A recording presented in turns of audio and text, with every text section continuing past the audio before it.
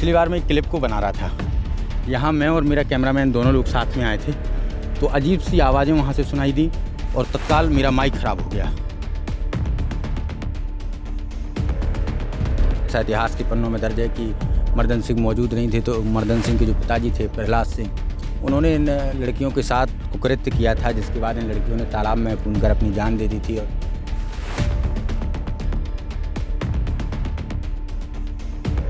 जैसे अभी यहाँ कोई रहता है, मतलब जैसे ये बब्बा जी बने हैं, कोई सेवा करने के लिए रहता होगा? रहते हैं यहाँ पुजारी, लेकिन अब चूँकि अभी मौजूद नहीं है, सुबह शाम आते हैं, रात कोई रुकता नहीं है।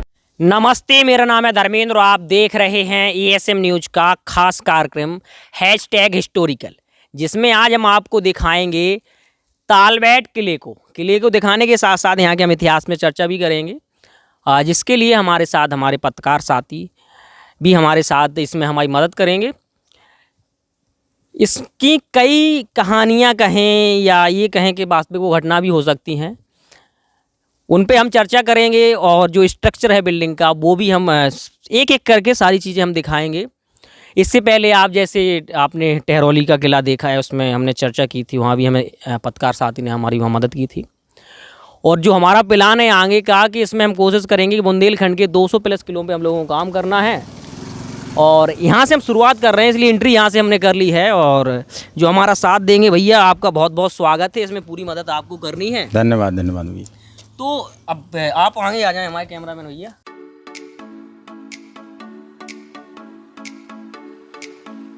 तो पहले हम इसके इतिहास, जब इसका निर्माण हुआ था, उससे हम शुरू करते हैं।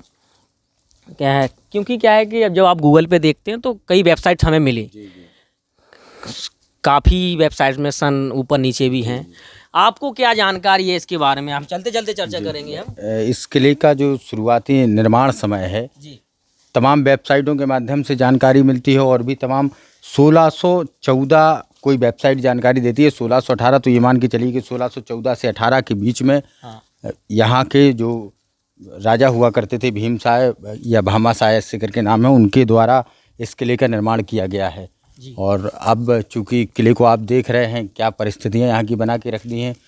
भारतीय जो पुरासर्वेक्षण विभाग है, उसको यहाँ ध्यान देना चाहिए था, लेकिन चूँकि ध्यान उनका इस तरफ नहीं गया है, जिसकी वजह से आज किला आप देख ही रहे हैं चारों तरफ जर्जर हो चुका है।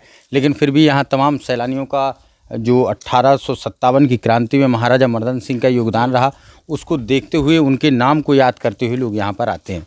जी, अगर हम जानकारी चाहें कि बताया जाता है कि मर्दन सिंह ने आके यहाँ मतलब रहे, वो उनका राज था यहाँ पे, तो क्या उन्हीं ने बनवाया था कि उनसे पहले उनके कोई पुरखे रहे हों, पापा रहे हों, मतलब पिताजी रहे हों, दादाजी रहे हों? उन्हीं के जो पूर्वज थे, उन्हीं भामाशाह, उन्होंने इस किले का निर्माण करवाया था। और उसके बाद जो महाराजा मर्दन सिंह थे, उनके पिताजी थे, तो वो रहे, लेकिन किले का निर्माण जो था वो पहले से यहाँ पर हो गया था। उसके बाद सुंदरीकरण तमाम वो अपने समय में कराते रहे। क्या इनकी अभी और कोई दूसरी जैसी जानकारियाँ मिलती हों कि मर्दन सिंह के बाद उनकी और कोई संतान रही हो? जी, ऐसी कोई जानकारी नहीं है महाराजा मर्दन सिंह की कोई संतान रही है नहीं, क्योंकि 1857 के दरमियान जो क्रांति हुई, महारानी लक्ष्मीबाई जी के साथ उन्होंने अपना सहयोग किया। और केवल इसी के नहीं, बल्कि तालबेट जो रियासत है, ये बानपुर बार होते हुए बानपुर तक ये पूरी रियासत है, और वहाँ से यहाँ से वहाँ तक पूरा राज उस समय महाराजा मर्दन सिंह का हुआ करता था। लेकिन 1857 की क्रांति में वो कूदे। इसके अलावा भी कई ऐसी घटनाएं हुई जिससे महाराजा मर्दन सिंह का भी दिल टूटा, क्योंकि महाराजा मर्दन सिंह के बारे में ऐसा कहा जाता है, उनके पिताजी ने यहाँ 7 जो लड़कियां हर बार आया करती थीं अक्षय तृतीया के दिन, और वो आती थीं यहाँ पर भेंट मांगने के लिए। और जब वो आई तो फिर उनके साथ गलत काम किया गया, जिसके बाद ऐसी परिस्थितियां बनी कि फिर उन 7 लड़कियों की फ़ोटो भी अभी अंदर आपको दिखाएंगे। 7 लड़कियों की फ़ोटो बनी हुई हैं किले के दरवाजे पर। तो उसके बाद फिर ऐसी परिस्थितियां बनी कि महाराजा मर्दन सिंह एकदम से टूट से गए। लेकिन उसके बाद जब 1857 की क्रांति हुई, महाराजा मर्दन सिंह ने पूरा अपना सहयोग किया, प्राण अपने न्यौछावर कर दिए, तो उसके बाद उनका नाम इतिहास के पन्नों में अमर हो गया। तो मेन गेट जैसे अभी यहाँ से एंट्री की है, उस गेट के साथ क्या है कि फिर ये मतलब जो यहाँ रहते होंगे उनके वंशज मर्दन सिंह के समय, तो क्या इतनी ऊपर चढ़ाई करते कि जाते थे कि इससे यहाँ आना जाना कम होता था, कुछ ऐसी जानकारी? जी वो समय वो दौर रहा उस समय का। उस दौरान तो 4 व्हीलर्स नहीं थी, गाड़ी नहीं थी, कुछ नहीं था, लेकिन इसके बावजूद लोग चलते थे। लोग कहते हैं लोग 7 फुट 8 फुट 10 फुट के हुआ करते थे, तो वो एक समय अलग था। खैर उस समय हमने आपने देखा नहीं है तो क्लियर नहीं कह सकते। हालांकि यहाँ से सभी लोग चढ़ के ही जाते थे ऊपर, कोई ऐसी व्यवस्थाएं नहीं थी। क्योंकि ये राजाओं की लाइफ जो बताया जाता है इतिहास में बड़ी लग्जरी रहती है, मतलब आरामदायक, तो ये बड़ा मुश्किल हो जाता होगा उनके लिए तो यहाँ से आना जाना। अरे हम उसी बारे में आपको बता दें, 1980-70 के दरमियान जी, अगर आज साइकिल से जो एसओ हैं उस समय के दरोगा रहा करते थे, साइकिलों से चला करते थे, वो अपने आप को बड़ा ही गौरवान्वित महसूस किया करते थे। तो समय खैर बदला, उसके बाद आज परिस्थितियाँ हैं, लोग साइकिल से चलते हैं, तो कैसा महसूस करते हैं आप खुद जानते हैं। इस तालाब का कोई इतिहास है किले से जुड़ा हुआ, ये जो देख रहे हैं? ये महाराजा मर्दन सिंह उस समय से ये झील है, और छोटी झील हुआ करती थी, आज काफ़ी बड़े उसमें फैल गई है, अब तालाब बन चुका है। उस समय महाराजा मर्दन सिंह के जो लोग थे, जो उनकी सेना थी, उन्हीं के लोग यहाँ नहाया करते थे, आते थे। और कहीं से पानी मतलब कहीं से किसी नदी की मदद से पहुँचता है यहाँ के? बरसात का इकट्ठा? बरसात का पानी। बरसात का इकट्ठा है जी। ये बच्चे भी हमें लगता है किले ही घूमने आए हो ना? कहाँ से? यहीं से? सनौरी से। सनौरी से, मतलब बगल में कोई गांव है? जी जी। तो अकेले आए हो, कोई बड़ा नहीं आया? अच्छा आपकी टीचर आपको घुमाने आई हैं।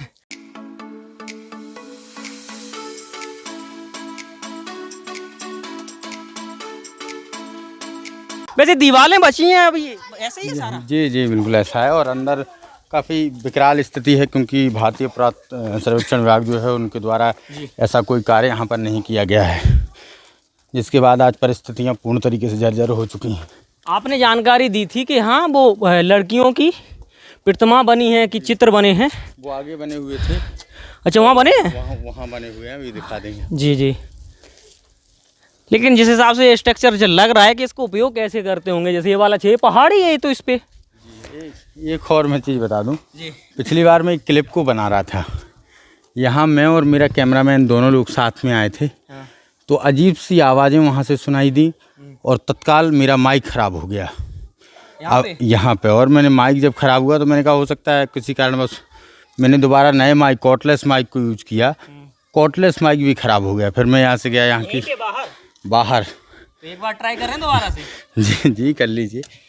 ये मैं नहीं कह रहा हूँ कि ख़राब हो ही जाएगा।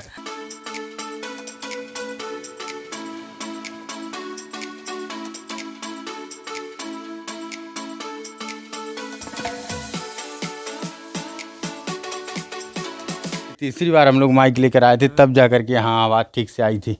वैसे ये अभी यहाँ कोई रहता है, मतलब जैसे ये बब्बा जी बने हैं, कोई सेवा करने के लिए तो रहता होगा? करने के लिए रहते हैं यहाँ पुजारी, लेकिन अब चूँकि अभी मौजूद नहीं है, वो सुबह शाम आते हैं, रात कोई रुकता नहीं है यहाँ पे। रात को कोई नहीं रुकता है? नहीं, कोई नहीं रुकता। तो ये जो घटना जो डरावनी जो बताई जाती है उन 7 लड़कियों की, तो उसी कारण से कोई यहाँ नहीं रुकता? जी उसी कारण से कोई नहीं रुकता है। और घटनाएं जो हैं वो तमाम है, चूँकि हम आप एक पत्रकार हैं, इस वजह से हम लोग उन चीज़ों पर विश्वास नहीं करते हैं, लेकिन फिर भी लोगों के मन में दिल में ये डर हमेशा बना रहता है कि कुछ हुआ है, कुछ होगा, इस वजह से यहाँ पे कोई रात में नहीं आता है। तो एक सबसे बड़ा हमें लगता है कि एक के जो पॉइंट है यहाँ के विकास ना होने के कारण में, तो वो ये भी है कि जैसे वो एक जो घटना जो प्रचलित है उन लड़कियों की, उस वजह से शायद यहाँ पर्यटन उस हिसाब से ध्यान नहीं दे रहा, क्योंकि बनाने के बाद पता नहीं कि डर की वजह से लोग घूमने आए या ना आए, या कई घटनाएं हों तो उसकी जिम्मेदारी कौन लेगा। लेकिन पर्यटन को पूरी जिम्मेदारी के साथ मैं ये कहना चाहता हूँ, पर्यटन विभाग को इस तरीके की सोचों में नहीं आना चाहिए। पर्यटन विभाग एक सरकार का विभाग होता है, और सरकार के विभाग को इससे बहुत दूर रहना चाहिए कि कुछ होता है या नहीं हुआ है। जी।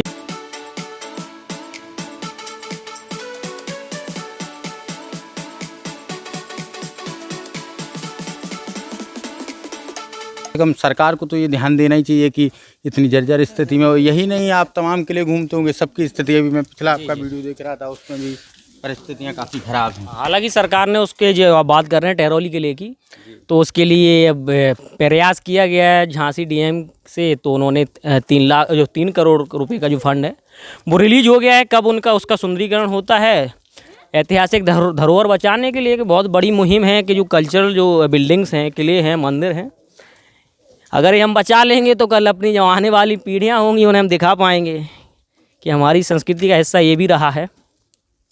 इसलिए ख़ास तौर से कल्चर को लेके या सांस्कृतिक जो बिल्डिंगें हैं या मंदिर हैं, इनको इसीलिए एक जगह हम लोग इकट्ठा कर रहे हैं, जो हैशटैग हिस्टोरिकल प्रोग्राम इसलिए ख़ास तौर से चला रहे हैं कि पहले हम बुंदेलखंड के सारे किले कवर कर लें।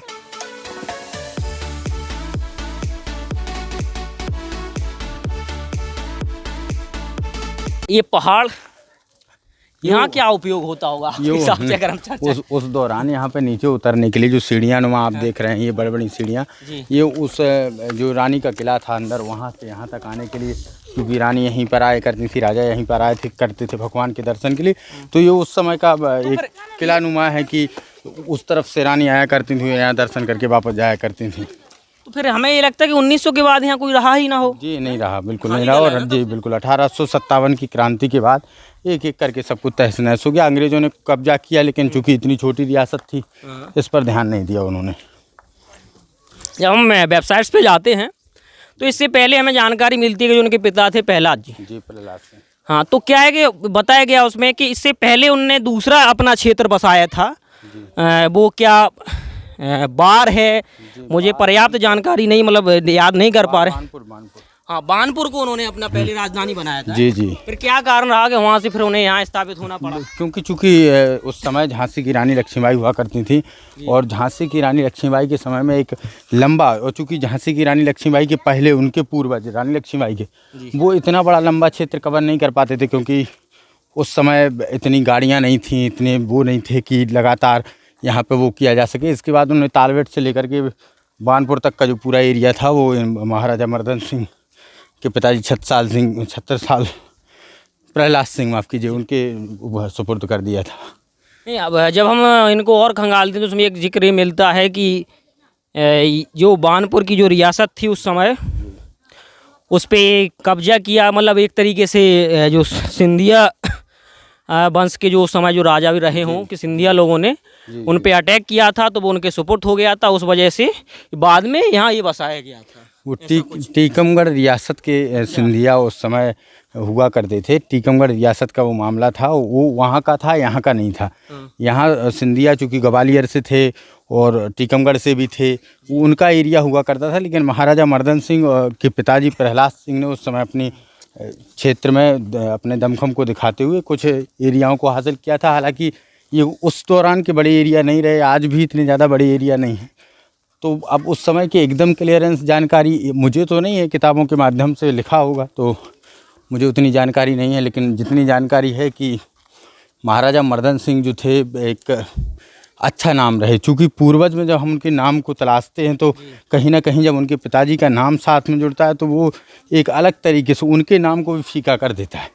आगे भी एक गेट है, मैं आपको दिखा दूँ। मतलब अगर सही तरीके से माना जाए तो अभी किला यहाँ से शुरू हो रहा है ना? जी जी, वहाँ से तो वो एंट्री है, फिर हाँ थोड़ा जी स्पेस जी। दिया है। और उस समय में तमाम जो हुआ करते थे जितने भी किले हैं आज के समय में भी, तो अब झांसी की रानी लक्ष्मीबाई का किला देखिए, जब जाते हैं उसके बाद काफ़ी ऊपर से वो किला शुरू होता है। तो ये वाला गेट यहाँ से कहीं ये रास्ता कहाँ निकलता है? ये रास्ता नीचे गया है। तो ये पहले आने जाने के लिए उपयोग होता हाँ, होगा? पहले आने जाने के लिए उपयोग होता था। ये रास्ता यहाँ से सीधे नीचे गया है। नीचे कहाँ तक? नीचे, यहाँ इस तालाब के लिए? हाँ, तालाब के लिए। लेकिन चूंकि अब 1857 के दरमियान के बाद आज की परिस्थितियाँ क्या हैं बिल्कुल अलग हैं। उस समय बनाया गया, लेकिन ये भी आज के जो तमाम जो लोकल में रोड को बनाते हैं तमाम उन्हें भी सीख लेनी चाहिए कि आज आप ये 1857 से अब तक देख सकते हैं जहाँ का तहाँ है। और आज देश भर में रोड आज बनते हैं, कल उखड़ जाते हैं। आप भी तमाम गाँव में देखते होंगे, और कई तो ऐसे रोड हैं जो बनते ही नहीं हैं, पेमेंट निकल जाता है। लेकिन उस दौरान की रोड आप देखिए और इन किलों को देखिए, इस आप किले की सजावट को देख सकते हैं, हर एक चीज़ को देख सकते हैं जो उस दौरान बनाई गई। क्या आप पत्थर की नक्काशी है, वही कह रहा हूँ मैं, पत्थर की नक्काशी। और आज के समय में क्या आप ये अंदाज़ा लगा सकते हैं कि सन 2000 में बना कोई ऐसा सरकार के द्वारा पास किया गया चीज़ ऐसी दिखे जो अभी ये दिख रही है?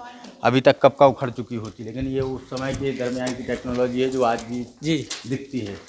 वैसे और कैमरा मैन से हम कहते हैं ये नाम हमें और दिखाएं। हम इतनी हिस्टोरिकल बिल्डिंग्स घूमते हैं जो एक कॉमन जो है हर जगह, प्रेमी प्रेमिकाओं के नाम और एक बर्ड आई लव, ये कॉमन है हर किले में हम घूमते हो। हर किले की कहानी में आपको हम दिखाते हैं ये नाम है। अब पता नहीं इनमें से कितने लोगों को उनका प्यार मिल पाता है कि नहीं मिल पाता है। और फरवरी का माह चल रहा है तो ये बड़ी रोचक की बात है। ये यहाँ से शुरू होता है इसे जी।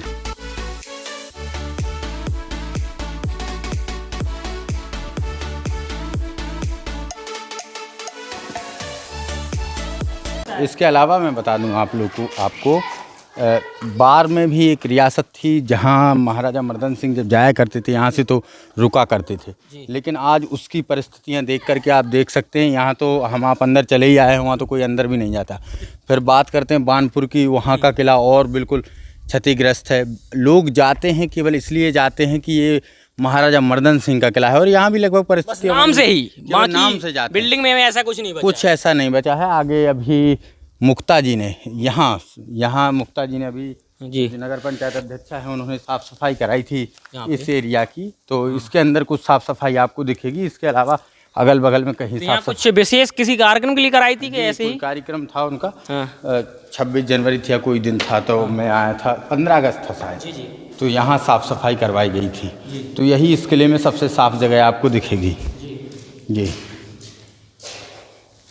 और कई जगह तो फुटेजेस क्लियर नहीं आती हैं, ऐसा भी तमाम कैमरों के माध्यम से लिया जाता है, तो फुटेजेस भी, क्योंकि और ये वैज्ञानिक कारण इसके पीछे, क्योंकि ये किले उस दौरान बनाए गए, ऐसी इनको रूपरेखा दी गई है, इस तरीके से डेवलप किया गया है। जहाँ आप देख सकते हैं लगभग ये 40 फुट का यहाँ से वहाँ तक दूरी होगी, और इसमें दोनों दरवाजे हैं केवल। इसके अलावा बीच में कोई खिड़की, बीच में कोई कुछ किसी भी ऐसे उसको नहीं दिया गया है जिससे रोशनी क्लियर आ सके।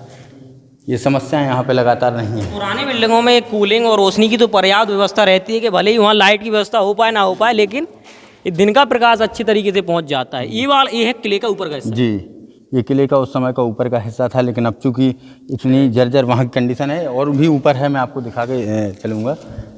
किले की परिस्थितियाँ आज भी बनाई जा सकती हैं, अगर सरकार चाहे तो इन परिस्थितियों को दोबारा लौटा सकती है। लेकिन अब सरकार के बारे में क्या कहें, चूँकि ये वीडियो सरकार के लिए नहीं बन रहा है, अब इसलिए बन रहा है, इस वजह से कह नहीं सकते। बाकी जो वास्तविकता है, ऐसे कई किले, अकेला यही किला नहीं, ऐसे तमाम किले हैं जिनको बनाया जा सकता था, समय रहते ध्यान दिया जा सकता था। आगे अगर आप पत्रकार हैं या आपको जानकारी होगी, या आप ग्राउंड पे भी रहते हैं, एनालिसिस करते हैं, अगर वैसे जो हमारे जो माननीय हैं, इन द सेंस कि जिनको दायित्व दिया है समाज ने कि भाई आप अपना ये ज़िला देखेंगे, आप अपनी ये विधानसभा देखेंगे, और उनमें जो अधिकारी हैं अगर ये चाहें तो ये चीज़ों को मतलब सुधारा जा सकता है, बदला जा सकता है, कहाँ ऐसी गलतियाँ हो जाती हैं? सबसे बड़े सवाल यही हैं कि पुरातत्व सर्वेक्षण विभाग अपने हिसाब से सब कुछ करता है। इसमें ना तो विधायक इंटरफेयर करते हैं, ना नगर पंचायत अध्यक्ष। ने मैंने तमाम लोगों से बात की, मेरे इंटरव्यूज पड़े हुए हैं। मैंने जब मुक्ता सोनी जी से बात की तो उन्होंने कहा कि भैया इसमें हम कोई भी वर्क नहीं करा सकते, इसके लिए सरकार का वो चाहिए होता है, और साफ़ सफाई की है तो मैंने करवा दी थी, और आप कहें तो साफ़ सफाई केवल करवा सकते हैं, इसके अलावा कुछ नहीं करवा सकते। और इसके अलावा भी जब आप मंत्री जी के पास जाएंगे, विधायक जी के पास जाएंगे, तमाम लोगों के पास, और खैर हम आप इतने बड़े पत्रकार नहीं हैं कभी मुख्यमंत्री जी का इंटरव्यू ले सकें या कभी प्रधानमंत्री जी का इंटरव्यू ले सकें कि उनसे बात कर सकें। और जिन लोगों से बात करते हैं तो ये कहते हैं हमारा काम नहीं है, ये पुरातत्व सर्वेक्षण विभाग देखेगा। और वो सर्वेक्षण विभाग, उनके अधिकारी, अभी हाल ही में एक जगह 30 लाख रुपए का बजट आया था, लेकिन अब पता नहीं वो 30 लाख रुपए कहाँ गया, कैसे गया।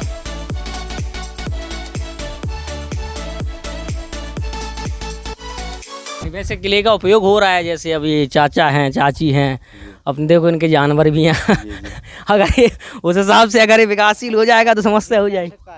अच्छा, ये बाहर अंदर से लाई है जो बुझे लगभग गिरवल फाई आई थे भीतर कुआ के भीतर से अच्छा, कुआ में ये इसका कुछ है, इसकी कुछ कहानी है। वो स्नान के टाइम वहाँ से, यहाँ से और नजदीक से दिखता है आगे से। नहीं, ये तो बात है। अब वैसे हम टैरोली वाला किला भी घूमे थे, वहाँ बढ़िया तरीके से बावड़ी थी, और ये बावड़ी एक कॉमन हो गई है कि हर किले के अंदर, ये हर तालाब के अंदर कॉमन सी चीज़ होती है, माफ़ कीजिए, हर किले के अंदर कॉमन सी चीज़ होती है। क्योंकि पानी है अभी इसमें। हाँ, पानी है, काफ़ी गहरा है, नॉर्मल कुएं से बहुत गहरा, क्योंकि एक तो पहाड़ पर हम आप बहुत ऊंचे हैं तो उसकी वजह से भी नीचे करना पड़ा, और चूँकि इनका बहुत कुछ इतिहास रहा है, लेकिन उन इतिहास के पन्नों में आज समटता पूरा किला चला जा रहा है।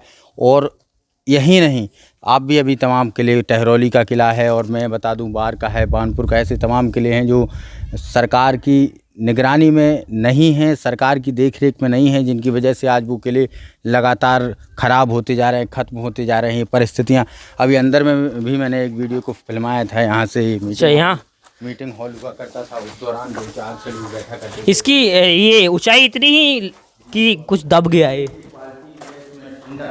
24 बड़ा घंटे कूलिंग है ये तो। जी, 24 घंटे इसमें ठंडक रहती है। वही मैं बता रहा हूँ कि उस दौरान इस किले में मीटिंग हुआ करती थी, जो उनके जो मुख्य लोग हुआ करते थे, 4-6 लोग आकर के यहाँ बैठा करते थे और बैठ कर के चर्चा किया करते थे किसी भी विषय पर, चूँकि उस समय के विषय उनके अलग रहा करते थे, आज के दौर के विषय अलग रहा करते हैं, तो यहाँ बैठ कर के। लेकिन आज की जो परिस्थितियाँ आप देख सकते हैं, यहाँ बैठना खड़ा होना बड़ा मुश्किल होता है।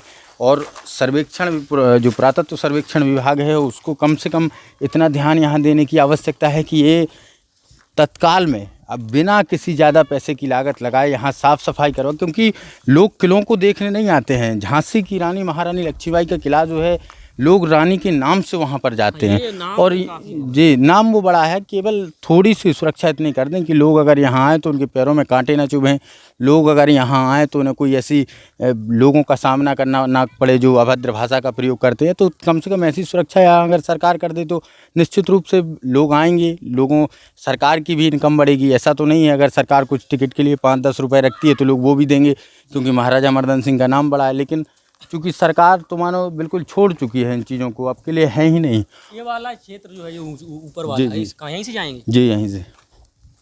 जैसे आपने अभी इस पॉइंट से पहले आपने बताया था कि यहाँ के जो भी लोकल नेता हैं वो कहते हैं कि हमारे अंडर में नहीं। चलो ठीक है, उनके अंडर में नहीं आते, लेकिन वो सार्थक प्रयास कर सकते हैं, एप्लीकेशन लिख सकते हैं, जानकारी अवगत करा सकते हैं, थोड़ा प्रेशर बना सकते हैं। तो वैसे अगर इतना कुछ होता है तो चीज़ें बदलेंगी, ऐसा नहीं है, समाज के लोग जैसे आगे आएंगे। एक सवाल मैंने ये भी रखा था मुक्ता जी के सामने। मुक्ता जी ने बताया था कि हमने पुरातत्व सर्वेक्षण विभाग को लिख करके भेजा है, अब वो क्या कार्रवाई करते हैं ये उनका विषय है। तो ये कम से कम लगातार सवाल बना हुआ है। अब पुरातत्व सर्वेक्षण विभाग के अधिकारियों को ढूंढें, पता करें कहाँ हैं, कौन हैं, कैसे हैं, और जब वो बात करते तो वो भी अजीबोगरीब जवाब देते। वो कहते हैं कि 100 करोड़ का बजट आया है, यहाँ लगा है, वहाँ लगा है। तो मतलब इस विभाग से मैं खुद आज तक नहीं, पूरी दो साल की पत्रकारिता में मैं खुद इस बात को नहीं समझ पाया कि आखिर पुरातत्व सर्वेक्षण विभाग का इतना रुपया आता है तो जाता कहाँ है। क्योंकि आप पूरे किले देख सकते हैं, झांसी की रानी लक्ष्मीबाई के किले को सौंदर्यता प्रदान की गई है। इसके अलावा जितने भी किले हैं उनमें कोई सौंदर्यता नहीं दिखती है। तमाम जो किले हैं उनको लगभग आज खात्मे की तरफ है। हालांकि एक और किला है यहाँ मऊरानीपुर के आसपास है, तो उस किले में सुंदरता है, और झांसी महारानी लक्ष्मीबाई के किले में सुंदरता है। लेकिन इसके अलावा जितने भी किले हैं, आज आप देखिए बिल्डिंग जर्जर हो चुकी है, लेकिन ये भी आप देखिए कि कई 100 साल पुरानी ये बिल्डिंगें आज भी खड़ी हैं। 1614 के दौरान निर्मित हुई बिल्डिंगें आज भी खड़ी हुई हैं। अगर थोड़ा सा ध्यान इन पर दे दिया गया होता तो आज परिस्थितियाँ यहाँ की दूसरी होती। लेकिन सरकार पता नहीं क्या सोचती, ये सरकार का विषय है। नहीं, ये बात तो सही है। नहीं, क्या है कि एक कॉमन फैक्टर ये आता है कि जैसे सरकार बैठी है लखनऊ में, यहाँ की बात करें, दिल्ली में बैठी है भारत की, लेकिन जब हम समस्याओं से अवगत नहीं कराएंगे तो लोगों को, वहाँ बैठे हुए लोगों को कहाँ से ही सपने होंगे कि यहाँ क्या समस्या। जैसे हम टहरौली को इसलिए हम केंद्रित रख रहे हैं कि वहाँ के जो लोगों ने प्रयास किया है, जो समाज के लोग जो सक्रिय होते हैं, जो संस्कृति के लिए काम कर रहे हैं, तो उनमें से कई लोगों ने ऐसे मुहिम अपनी स्वीकार की, उन्होंने खासतौर से युवा हैं। उसी के लिए मैं आपको बता दूं, मैंने अपने चैनल पर एक यहाँ की क्लिप बनाई थी जी। उस पर मैंने कहा था कि काफ़ी जर्जर स्थिति में ये है। उसके बाद कई बड़े बड़े अधिकारियों ने वो क्लिप को देखा, मुझे फ़ोन किया कि बड़ी अच्छी क्लिप बनाए हो, बड़ी अच्छी क्लिप बनाओ। मैंने तमाम लोगों से निवेदन किया कि सर कम से कम यहाँ अगर ऐसी परिस्थितियों को पैदा कर दिया जाए कि लोग आने लगें देखने, लेकिन उसका भी कोई असर हुआ नहीं। असली बात ये है कि उन लोगों तक पहुंच पाना बड़ा मुश्किल है आज के दौर में। हम आप इतने दिनों से किलों को कवर कर रहे हैं, लेकिन हकीकत तो ये है कि इस किले की जिम्मेदारी कौन लेगा, कौन सा वो विभाग होगा जो ये कहेगा कि इस किले की जिम्मेदारी हमारी और हम नहीं करा पाएंगे। फिर एक सवाल आता है कि अगर वो लोग करवाते हैं तो फिर किन किलों का सुंदरीकरण करवाते हैं, कौन कौन से किले हैं इस जनपद में? मैं तो नहीं समझता 1-2 किलो कोई सुंदरीकरण हुआ तो पैसा चला कहाँ जाता है, ये तो सवाल है ही है। हाँ, क्योंकि हर साल के बजट में मतलब हर साल के बजट में आता, और हर 5 साल की जो नई सरकार बनती होगी उनके बजट में भी आता होगा। तो आज तक एक भी किले साफ नहीं हुए।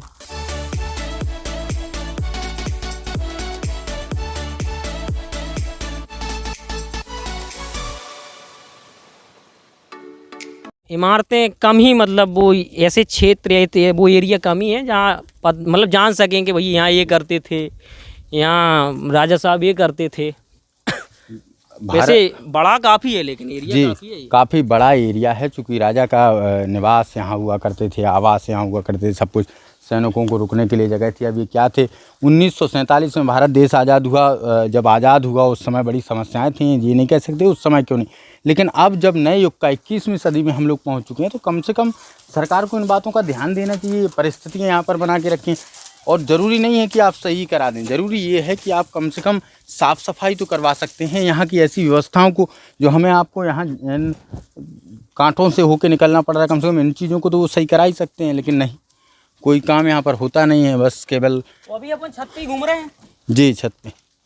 और नीचे के लिए कोई ऐसे सोर्स है, कोई ऐसी कोई जानकारी, नीचे का क्षेत्र दिखे या दब गया होगा टूट के, ऐसी कुछ? नहीं, टूट के नहीं दबा है नीचे, यहाँ तो कुछ है नहीं। वहीं यहाँ तो ये नींव भरी गई है और आगे से जो थोड़ा बहुत खाली है जो रखा गया था, और आगे की तरफ आप देख सकते हैं वहाँ से। हालांकि जो आगे की तरफ जाएं भैया तो थोड़ा ध्यान से देख करके जाएं, क्योंकि परिस्थितियाँ काफ़ी भिन्न हैं यहाँ के लिए। मतलब हाँ, दरार हो सकती है, चटका हो सकता है।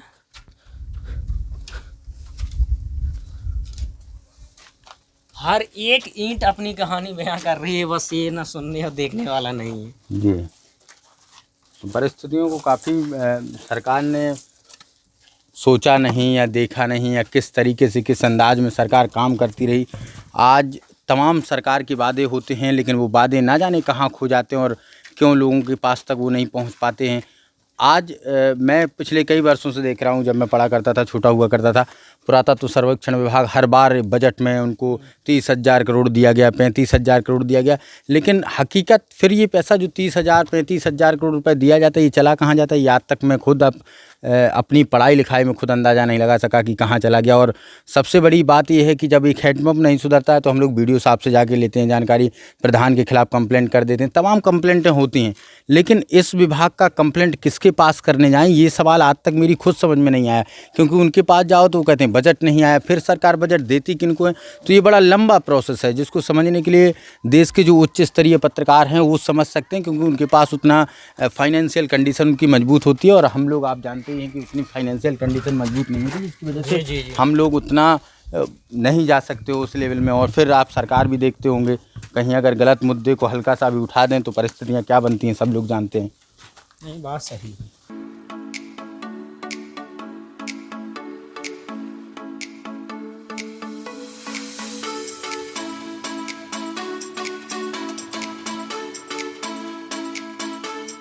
आज इस किले को कितना बेहतरीन नहीं बनाया जा सकता था, आप खुद समझ सकते हैं कि लोग जो देखने जाते हैं, लोग किलों में जब आते हैं तो वो ये नहीं देखते कि इसमें सुंदरता कितनी है, लोग देखते हैं कि इसमें प्राचीनतम चीज़ें क्या हैं। लेकिन यहाँ आने के बाद परिस्थितियाँ ऐसी हैं, अब आप यहाँ समझ सकते हैं, आप पूरी टीम घूम रही है, इसके अलावा कोई है नहीं, 1-2 लोग और हैं, लेकिन अगर कोई महिला अकेले आती है, कोई और आता है, उस दौरान अगर कोई कंडीशन ऐसी होती है तो फिर जिम्मेवार कौन होगा? इस वजह से यहाँ लोगों का घूमना बहुत कम है। मैं पहले ही बताया था, काफ़ी कम लोग आते हैं, जबकि नाम इतना बड़ा रहा है। ज़िले के एक राजा रहे हैं महारानी लक्ष्मीबाई, एक ऐतिहासिक नारी, पूरी दुनिया की, भारत की नहीं, उन्होंने अपने बलिदान दिया, उनके साथ लगातार महाराजा मर्दन सिंह सहयोग करते हुए अपने प्राणों को निछावर उन्होंने भी किया देश के लिए। लेकिन उसके बाद आज इस किले की ऐसी कंडीशन है, तो आप लोगों को भी लग रहा होगा कि यहाँ कोई घूमने क्यों नहीं आता, जबकि जब हम झांसी जाते हैं और वहाँ पर देखते हैं तो तमाम लोगों की भीड़ लगातार, और टिकट का पैसा भी दे करके लोग जाते हैं देखने के लिए। लेकिन आज यहाँ की परिस्थितियाँ बिल्कुल बदली हुई हैं। और मैं भी एक दिन आया था, आज तो जो आपकी चूँकि टीम बड़ी लंबी है और मेरी टीम जो छोटी थी, तो हम लोग आए थे तो 2 ही लोग थे पूरे ग्राउंड को कवर करते हुए, उस तरफ से इस तरफ, जिस तरीके से अभी कवर किया, लेकिन यहाँ कोई नहीं मिला। और जब मैंने बाहर जाके बात की, एक लड़का जो बाहर कुछ बेच रहा था उससे बात की, तो बोला सर यहाँ डर लगता है, कोई जाता नहीं है अंदर। ये परिस्थितियाँ यहाँ की बनी हुई हैं।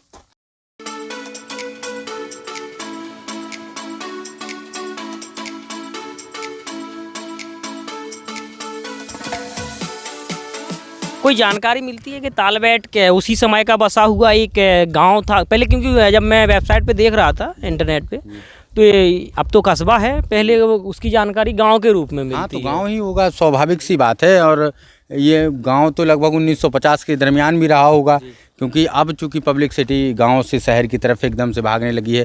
पहले समय अब मैं कम से कम 100, 150, 200 ऐसे लोगों को यहाँ जानता हूँ जो बाहर के हैं और यहाँ रहते हैं। तो यहाँ लोकल में हज़ारों लोग हैं जो बाहर के रहते हैं, और 15,000 के आसपास वोटिंग होगी। तो स्वाभाविक सी बात है 1950 के दरमियान गांव ही रहा होगा। और फिर ये बात तो 1857 की है। तो ये कुछ जानकारी मिलती है कि उसमें जब किला बनाया गया होगा, मतलब कोई राजा यहाँ आया होगा, जैसे मर्दन जी का नाम सामने आता है, उसी समय पे गांव बसाया गया था कि उससे भी पुराना पहले लोग यहाँ रह के थे। वो उससे पहले का ये गांव है, पहले भी लोग रहा करते थे। ऐसा नहीं है कि महाराजा मर्दन सिंह, क्योंकि महाराजा मर्दन सिंह का जन्म जहाँ तक है 1802 के आसपास हुआ। लेकिन ये जो गांव है, ये किला जो बना, ये 1614 से 18 मैंने पहले भी बताया था, इस दरमियान बना। तो जब किला बना है पहले से, गांव पहले से होगा, तो महाराजा मर्दन सिंह की बाद में एंट्री होती है, उसके पहले से ये गांव है। इसका कुछ इतिहास मिलता है कि अब इतिहास ही क्या मिलता है, भारत में है तो आधे से ज़्यादा इतिहास तो पता नहीं कहाँ दबे हुए हैं, और दबे हुए हैं दबाया गया है, ये भी कोई एक पर्टिकुलर एक सेंटेंस में नहीं कहा जा सकता है। आप हमें इससे आपने वो हमें नहीं दिखाया है जो उन पे, हाँ, तो जाते समय हमें उस पर विशेष फोकस, लेकिन ऊपर से अगर स्ट्रक्चर देखें वहाँ से शुरुआत हुई है और ये इसकी और आगे तक ऊपर का तो मतलब देखने में काफ़ी सुंदर है, सारी चीज़ें हर किले की तरह। बस जो वास्तविक जो स्थिति जैसे अंदर की होनी चाहिए थी, बस वही गड़बड़ आ गई है। तो वो परिस्थितियाँ जिसका मैं जिक्र कर रहा था, चूँकि ये उस समय वैसे बोर्ड लगे हैं, हम रोक रहे हैं बीच में आपको, ये बोर्ड लगे हैं जैसे कुछ तो लगे हैं जो हाँ इनके क्यों नीचे लगे हैं, तो ये लगता है कि जैसे बाहर से जो लोग देखने वाले होते हैं कि चलो भैया उन्हीं के अंडर में है, तो बोर्ड लगा के छोड़ दिया गया और बाकी कोई ध्यान नहीं दिया। जी, वही सबसे बड़ी है। देखो, और ये केवल यहाँ नहीं, भारत की तमाम जगह ऐसी समस्याएं हैं। और चूँकि नहीं बोला चाहिए, लेकिन मैं कहूँगा ग्राम पंचायतों में भी कई जगह आप देखेंगे जब सामुदायिक स्वास्थ्य केंद्र, सामुदायिक शौचालय, जो बोर्ड लगे हुए हैं, केवल बोर्ड लगे हुए हैं, ताला लगा है। जी, रिपोर्टिंग करता हूँ तो मुझे बहुत सी उसमें ऐसी वो परिस्थितियाँ हैं। लेकिन अब सवाल यही है कि सरकार के खिलाफ आवाज़ कितने लोग उठाते हैं, और उठाते भी हैं तो दवाई कितने लोगों की जाती है, यही सबसे बड़ा सवाल। उसमें से कई लोगों की आवाज़ों को दबा दिया जाता है, ये कह दिया जाता है कि आप फला हो, आप फला पार्टी के हो, फला हो, ऐसे इस तरीके से। जबकि देश का संविधान ये नहीं कहता है। देश का संविधान कहता है अगर आप पढ़े लिखे हैं, MCJ किए हुए हैं, MA-MCJ किए हुए हैं, मास्टर ऑफ जर्नलिज्म हैं, कुछ भी हैं, तो आप एक पत्रकार हैं। देश का संविधान ये कहता है। लेकिन चूँकि लोकल में लोग ये जातिगत तरीके से बांट देते हैं, आप फला जाति को, आप फला पार्टी को, आप फला जाति के फला, मतलब एक पार्टी का समीकरण है। उस पत्रकार को खुद ही नहीं पता हम किस पार्टी के हैं, वो है भी नहीं किसी का। और सबसे बड़ी बात तो ये है कि जैसे यादव हो कोई, अगर वो उत्तर प्रदेश में होता तो वो समाजवादी पार्टी का है, और अगर उसने यहाँ से करीब 10-12 किलोमीटर आगे मध्य प्रदेश लग जाता है इस तरफ, तो अगर वो वहाँ पहुँच गया तो वहाँ भाजपा का हो जाता है। थोड़े और आगे निकल जाए, कहीं और पार्टी हो तो उसका हो जाता है। तो यही समझ में नहीं आता कि है किस पार्टी का। जातियों से दो तरीके से जज करते हैं। अगर मध्य प्रदेश में हैं आप तो बीजेपी के यादव हैं, बीजेपी के यादव। उत्तर प्रदेश में है तो आप सपा के यादव हैं। जी, बिल्कुल इसी तरीके 90% तक लोग इसी तरीके से आंकते हैं। और खैर, एक हकीकत में भी उसको ले लें, सत्य है, लेकिन फिर भी इंसान को उसके ज्ञान के तरीके से देखना चाहिए, उसमें क्या वो बोल रहा है, उसकी बात में कितनी सच्चाई है। एक पत्रकार है अगर कह रहा है तो उस तरीके से देखना चाहिए। लेकिन उस तरह की जगह अगर इस तरीके से देख लें लोग कि ये फला जाति का है फला, तो फिर ज्ञान कैसे अर्जित होगा हम आपको। आज देश में रवीश कुमार जैसे पत्रकार हैं, जितने भी पत्रकार हैं, मैं रवीश कुमार अकेले को नहीं कह रहा हूँ, जितने भी पत्रकार हैं आधे से ज़्यादा अपनी जातियों के नाम पीछे छुपा करके रखे हैं। तो इसके पीछे कारण क्या है? केवल एक ही कारण है, इसी बात को लेके, जाति को लेके कोई जज ना करे कि अरे मिश्रा जी हैं तो बीजेपी वाले हैं, यादव हैं तो सपा वाले। जी, बिल्कुल, इसीलिए वो अपनी जाति को हटा करके रखे हैं। और सबसे बड़ी बात आप हकीकत देखिए, रवीश कुमार साहब ब्राह्मण हैं जाति से, मिश्रा जी लेकिन फिर भी वो अपनी जाति को दबा करके रखे जीवन भर, क्योंकि अब पत्रकारिता किस तरीके की हो गई है सभी लोग जानते हैं। इस तरह तो गिरा है इस पुराने समय में। और इस भारत देश में आप ये भी जानते होंगे कि 142 142 में नंबर पर इस भारत देश की मीडिया, तो अगर 142 हंसी नहीं आती, आप भी पत्रकार हैं, हम भी पत्रकार हैं। जी, बिल्कुल हंसी का कारण है 142वें नंबर पर शर्म भी आती है। शर्म भी आती है। हमारा ही देश और है। क्या, हमारा देश है, 142वें नंबर पर हम पहुंच चुके हैं। तो कहीं ना कहीं जो आज के चंद लोग हैं, और हम लोगों की कंडीशन ये 2000 के पहले नहीं थी, 2005-10 तक नहीं थी, लेकिन आज जो कंडीशन है, हम लोग रहे कभी 56वें नंबर पर, कभी 52वें नंबर पर, कभी 41वें नंबर पर, 42 में, लेकिन अब सीधे 142वें नंबर पर। और आने वाला समय अब ये भगवान बताए किस तरीके से हम लोग आगे जाएंगे या पीछे जाएंगे, ये आने वाला समय बताएगा। लेकिन फ़िलहाल कुछ ना कुछ कमियां हैं। न्यूज़ चैनल कम और वो प्रमोशनल चैनल ज़्यादा बन गए हैं। जी जी बिल्कुल, प्रमोशनल चैनल हैं और लोग अपनी बात को रखने के लिए। और अब सबसे बड़ा सवाल एक और पैदा हो गया है कि जो नेशनलाइज्ड मीडिया है, जो ऊपर स्तर के चैनल हैं, वो मेन फ्रेंड वाले, वो कहीं ना कहीं एक विशेष के लिए दिखाते हैं। तो दूसरा वाला करता क्या है, वो अपना यूट्यूब चैनल बना के शुरू कर देता है। बिल्कुल, क्योंकि उसे प्लेटफॉर्म चाहिए, वो भी फ्री वाला, जी, जी। मतलब फ्रीडम उसको वहाँ मिले कि उसको जो बोलना है, जो लिखना है, वो अपनी स्वतंत्रता से सच्चाई तो लिख सके। अब वो मेन फ्रेम में उसे मौका नहीं मिलेगा, क्योंकि एडिटर जो उसके हिसाब से लिखना है, क्योंकि उसे हर चीज़ का ध्यान देना है। पता चला किसी से उसकी फंडिंग की व्यवस्था हो और तुम उसके विरोध में लिखो, तो वो तो जाहिर सी बात है कि आपका मैटर तो बिल्कुल मना ही कर देगा। वही सबसे बड़ी समस्या है कि लोग अब यूट्यूब चैनल के माध्यम से अपने, और ऐसा नहीं है कि यूट्यूब चैनल टोटल फर्जी दिखाते हैं। यूट्यूब चैनल जो हैं वो भी लोगों के ज्ञान के हिसाब से देते हैं, सब कुछ देते हैं। लेकिन अब समस्या ये है कि कोई अगर पर्सनल किसी का विरोधी हो, पर्सनल एक चैनल बना करके बैठ जाए, तो उसको समस्या पैदा हो जाती है। ये आप उसकी बात कर रहे थे जी, वो कहाँ बनी है? इस पे बनी थी वो? इस पर इस पे क्या और नीचे? ये उस तरफ बनी है, बैक पीछे की।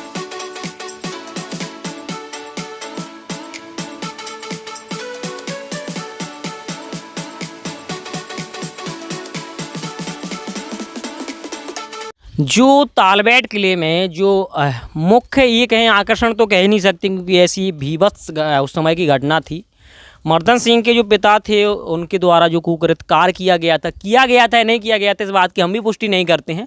लेकिन ऐतिहासिक पन्नों में वही दर्ज है कि उनके द्वारा जो एक अक्षय तृतीया के दिन 7 लड़कियां अपना जो दान होता है, ये जो रस्म में जो उनकी वो रुपये लेने आई या धन लेने आई, तो उनके द्वारा क्या किया गया, उनके पिताजी प्रहलाद जी के द्वारा, कि उनके साथ उनका शोषण किया गया, शारीरिक शोषण किया गया।